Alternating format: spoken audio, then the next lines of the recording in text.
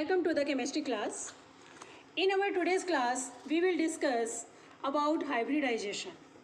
So, during hybridization, atomic orbitals of slightly differing energy redistribute to form a new set of orbitals with equivalent energies. The number of hybridized orbitals formed is equal to the number of atomic orbitals participating in the process. These hybrid orbitals align themselves in space such that there is minimum repulsion between the electron pairs. Because of this, the bond formed by hybrid orbitals are more stable as compared to those formed by pure atomic orbitals. The phenomena of hybridization is observed in the atomic orbitals s, p and d. Their possible combination are sp, sp2, sp3, sp3d and sp3d2. Now let's study each combination in detail. So now first we will discuss sp hybridization.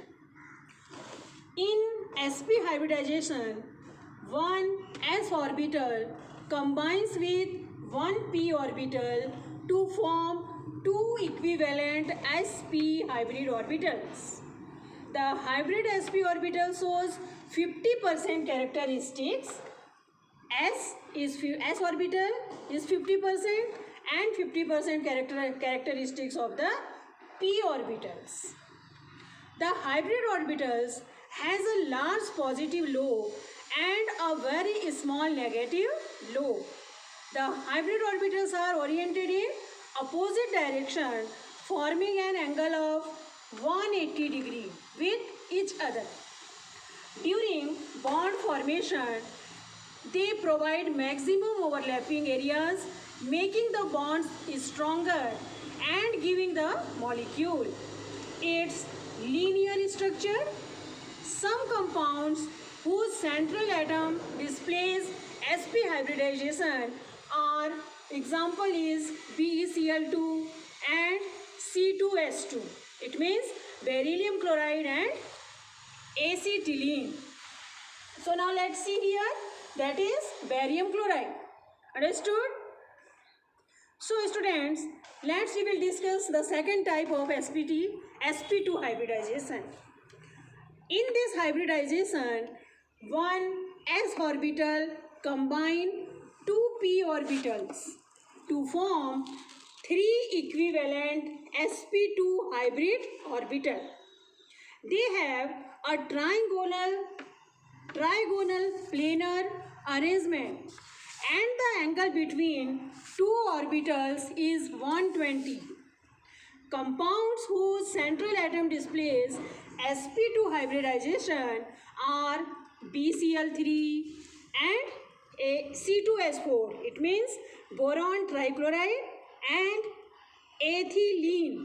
Okay.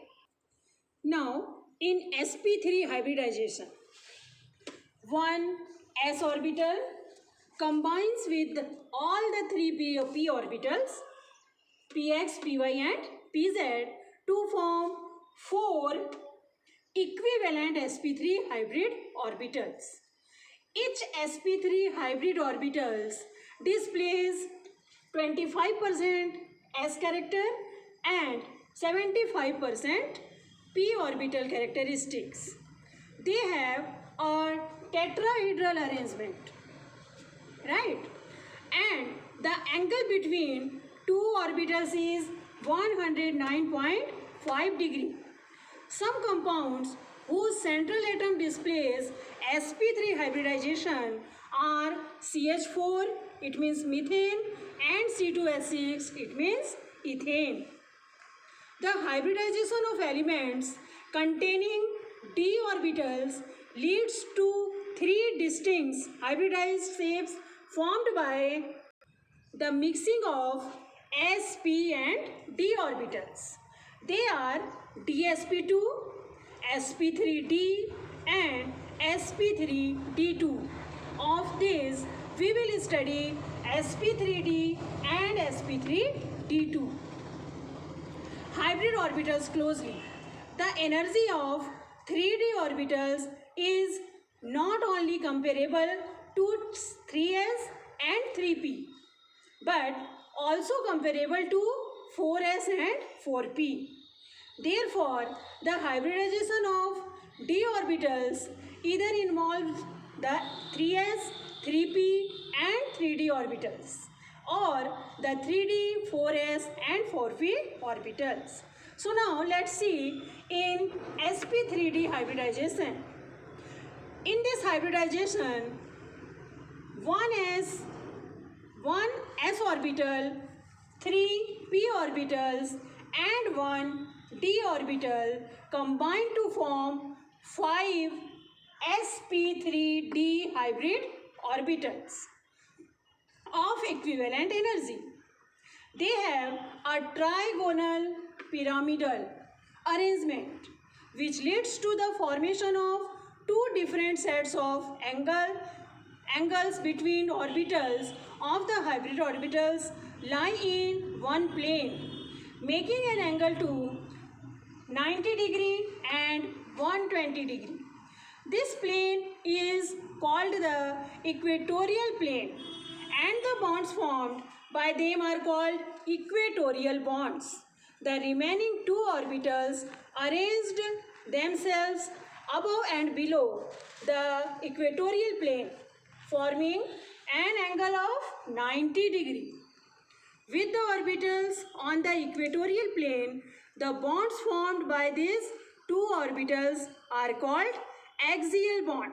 It means here two types of bond are present, axial bonds and equatorial bonds, right?